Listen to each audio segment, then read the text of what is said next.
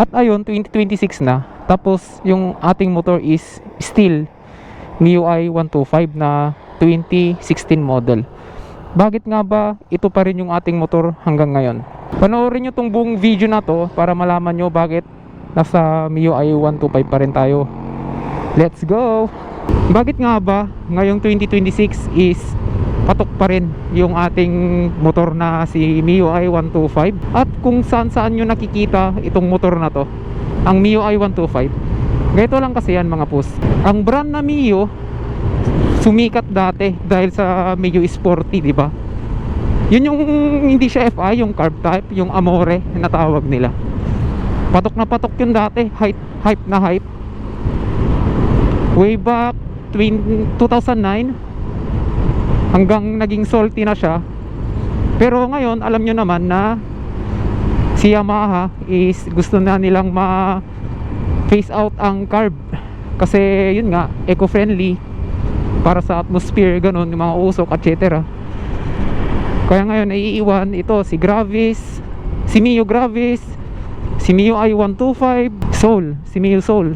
At hanggang ngayon mga pus, kaya hindi pa tayo nagpapalit ng ating best friend na si MIUI, kasi wala naman siyang sira eh.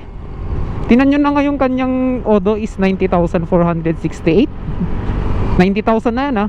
Yung nasisira lang sa kanya is yung mga common, like yun, speedometer cable, parang yung isang vlog natin dati na kakapalit lang natin. Matagal din yun, nagtagal din yun, di ba? Tapos yung mga parts nito, number one, mas friendly siya kaysa sa Honda, mga Honda Click ganon.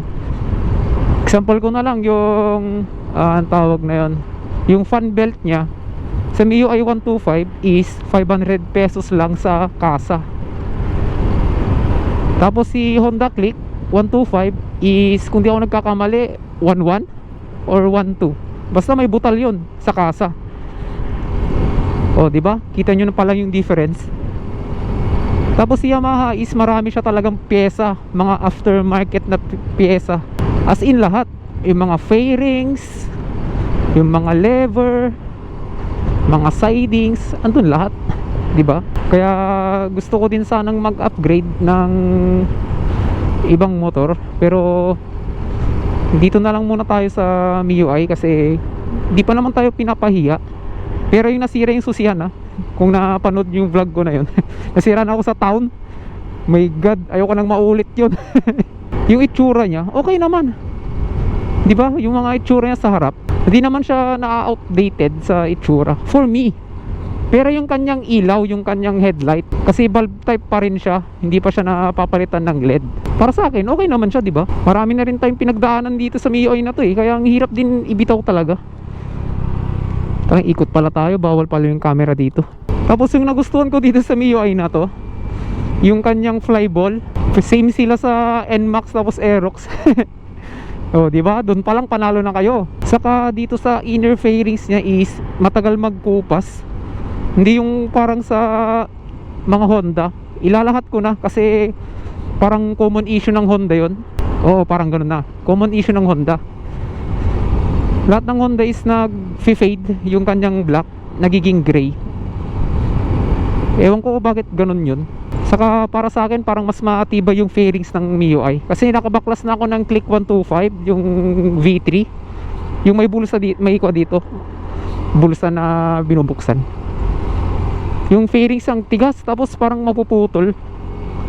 Syempre may proper tools tayo, ginamitan ko, pero nakakatakot pa rin. Saka mas magaan yung loob ko sa Yamaha, kasi proven and tested na talaga ang Yamaha. Lalo na sa mga matitirik na akyatan, kahit sabihin yung 125cc lang to, lalaban to. As in nalalaban siya. Kahit tatlo pa kayo dito. Natry ko nga one time, ganyan yung degree, tatlo kami, pero sa bundok kaya naman niya. O parang ganun. Eh yung mga kasama ko nun, syempre i-compare ko na.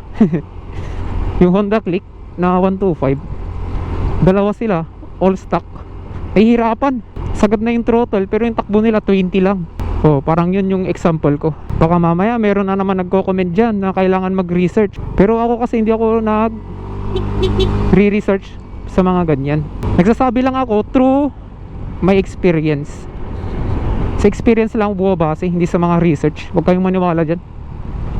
Iba pa rin ang experience kaysa sa mga research. Own thoughts ko, parang ganon. So far dito sa MIUI 125 natin is wala pa namang masyadong napapalitan. Yun, yung mags lang. Mags, yung mga flyball, pulley, belt, yung mga common. Brake shoe, brake pad, gulong, spark plug. Pero yung major na problema, wala pa. Hindi pa tayo nakasisiraan dito ng ganun. Saka yung mga issue pala nito is yung kanyang oil. Kumakain talaga siya ng oil, nagbabawas. Kasi yung explanation dun is, syempre diesel engine. Ang diesel engine kasi is may halo siyang konting aluminum. Kasi blue core. Saan yung blue core nga ito? Blue core. Yung purpose ng blue core, more power, less fuel. So gumawa si Yamaha ng diesel engine na may halong aluminum, kaya hindi nare-rebore. Pero nasacrifice yung kanyang oil. Parang ganun yata yung pagkakaintindi ko. Kaya malakas siya magbawas ng langis. Ang technique ko naman sa ganun mga boss, tuwing 500 km or let's say 500, chinecheck ko yung kanyang dipstick sa likod, yung lalagyan na ng langis. Saktong sakto siya dun sa may full, sa may bilog sa dipstick.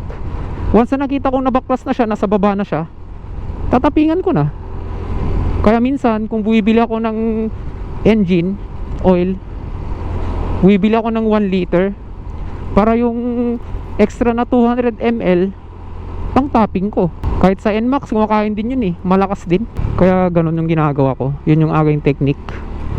Kaya tumatagal yung buhay ng motor natin Pero lahat naman ng motor is talagang merong maganda, may magpangit, di ba? Pero mga boss, itong sinasabi ko is akin lang. Gusto ko lang i-share bakit nagtagal yung ating MIUI dito sa ating channel.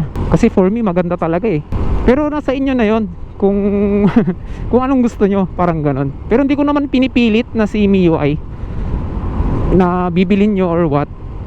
Gusto ko lang na share yung experience ko about dito sa machine na to. Kahit sabihin na natin 125 lang siya na maliit, pero nakakalayo siya, nakakapunta siya kahit saan saan. Kasi yun nga, magaan siya malit lang yung compartment. Mas maganda pa sana to kung naka-tune sa sidings.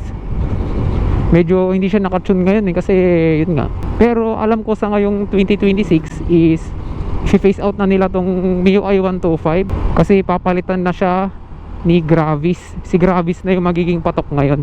Makina din ng MIUI yun. Pero itong MIUI, marami pa naman siyang second hand na makikita nyo sa marketplace. Ang mumura pa, parang ganun. Pero bahala na. Pero ang importante mga boss is na-share ko yung aking thoughts, yung mga aking experience this 2026 dito sa ating MIUI 125. Sana may natutunan kayo sa aking vlog ngayon. Yun lang at peace out mga boss.